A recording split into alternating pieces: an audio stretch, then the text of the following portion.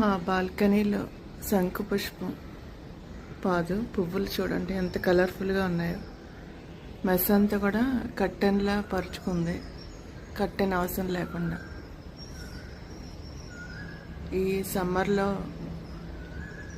చాలా బాగుంటుంది, కొంచెం చల్లగా.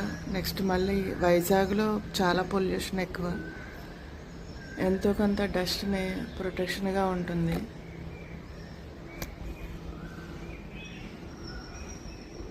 అలాగే ఉదయాన్నే ఈ ఫ్లవర్స్ చూస్తుంటే చాలా హ్యాపీగా అనిపిస్తుంది. లైక్ కలర్ చూడండి ఎంత కలర్ఫుల్గా, చాలా బాగుంది కదా.